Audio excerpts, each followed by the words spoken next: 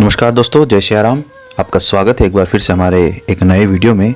और पिछले वीडियो में हमने बात करी थी होरी हनुमान जी की स्थापना की, मूर्ति मिलने की कहानी की, जगन्नाथ जी महाराज के जन्म की और उनके साथ जो घटित हुई घटनाएं थी, जैसे कि जो चांदी के सिक्के मिला करते थे।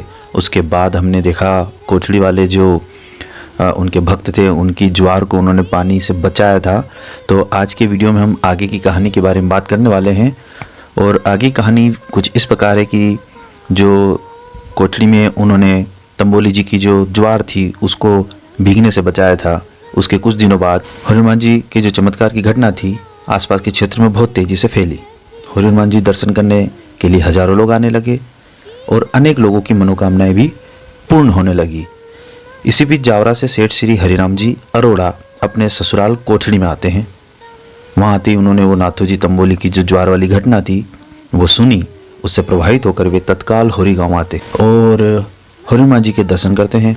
साथ ही जगन्नाथ जी महाराज से भी मिलते हैं, चर्चा भी होती है। और वहाँ श्री हनुमान जी के सामने जब वे बैठे थे तो उनके मन में अचानक भाव उठता है कि क्यों ना इस टीन सेट के स्थान पर एक पक्का, सुंदर और विशाल मंदिर बनना चाहिए। और वहीं श्री हरिराम जी अरोड़ा मंदिर निर्माण का संकल्प ले लेते हैं। संकल्प लेकर वो जावरा आते हैं, मंदिर निर्माण की व्यवस्था में जुट जाते हैं। क्योंकि उस समय आने जाने के जो साधन थे वो नहीं थे, सड़कें भी नहीं थी, तो जावरा से होरी पैदल ही आना जाना पड़ता था। मंदिर निर्माण की सामग्री को बैलगाड़ी से लाना ही एकमात्र उपाय था। और इस तरह से मंदिर निर्माण की प्रक्रिया शुरू हुई। फिर मंदिर निर्माण का कार्य लगातार चलता रहा, निरंतर चलता रहा और 1935 में जाकर मंदिर का निर्माण पूरा हो गया। काफ़ी समय तक यह मंदिर श्रद्धा का केंद्र बना रहा। फिर बहुत सारे भक्तों के आने का क्रम लगातार चलता रहा। जगन्नाथ जी महाराज की साधना और तपस्या भी बढ़ने लगी। उन्हें वचन सिद्धि प्राप्त हो गई, अर्थात उनके मुंह से जो भी निकलता था सत्य हो जाता था। लोगों की मनोकामनाएं पूर्ण होने लगी। होरी हनुमान जी और जगन्नाथ जी महाराज की ख्याति दिनों दिन बढ़ने लगी। इसी बीच एक चमत्कारिक घटना और घटित हुई। एक दिन रात्रि के समय श्री जगन्नाथ जी महाराज होरी गांव से कोठड़ी जा रहे थे। उनके साथ थे श्री नारायण दास जी बैरागी, गोपाल जी सोनी और गोवर्धन लाल जी अरोड़ा। नदी किनारे अचानक एक सफ़ेद बाल वाला और दाढ़ी वाला विकराल पुरुष दिखाई दिया। गुरु महाराज जी ने 3 ताली बजाई और वो विकराल पुरुष हाथ जोड़कर बोला, कहिए महाराज, क्या आज्ञा है, मैं आपकी क्या सेवा करूं।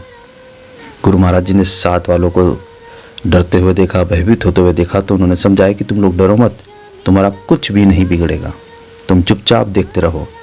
फिर उस विकराल पुरुष से श्री गुरु महाराज जी ने कहा, ये जो खजूर का पेड़ पड़ा है उठाकर नदी के उस पार रख दो। उस विशालकाय पुरुष ने प्रयास किया लेकिन वह नहीं उठा सका।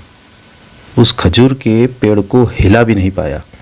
उसने अपनी हार स्वीकार कर ली और गुरु महाराज जी को प्रणाम करने लगा। अचानक श्री जगन्नाथ जी महाराज का भी ऐसा ही विकराल रूप हो गया कि सभी साथी भयभीत होने लगे और डर के मारे थोड़ी दूर जाकर खड़े हो गए। उसी समय श्री जगन्नाथ जी महाराज ने वो खजूर का पेड़, उसका जो छोटा डूंड जिसे कहते हैं, वो उठाया और नदी के उस पार रख दिया। वो सफ़ेद बाल वाला, दाढ़ी वाला एक प्रेत था। और कहते हैं उस दिन से होरी हनुमान जी में भूत प्रेत की बाधाएं भी दूर होने लगी। और इस घटना को देखकर सभी लोग जय जयकार करने लगे। उसी दिन से जगन्नाथ जी महाराज होरी वाले बाबू जी के नाम से प्रसिद्ध हो गए। घटना की चर्चा भी आसपास के क्षेत्रों में फैली। होरी हनुमान जी के भक्तों की संख्या और बढ़ गई। भूत प्रेत की बाधा वाले जो लोग थे वो ठीक होकर जाने लगे और तरह तरह की मनोकामनाएं फिर यहाँ पर मांगने के लिए लोगों की हमेशा उपस्थिति दर्ज होती रही। यात्रियों की संख्या बढ़ी तो मंदिर ने भी फिर वहाँ पर रहने की इंतज़ाम शुरू कर दिए। विश्राम गृह, कुछ कमरों की आवश्यकता लगी और भक्तों की परेशानी देखकर महाराज भी चिंतित होने लगे और मंदिर के आसपास कमरे बनाने का संकल्प ले लिया। इस तरह ये कुछ घटनाएं थी जो निरंतर चलती रही और धीरे धीरे विकास कार्य मंदिर के आसपास होने लगे। तो इसी तरह मिलते हैं अगले किसी और कहानी को लेकर। तब तक के लिए जय सिया राम।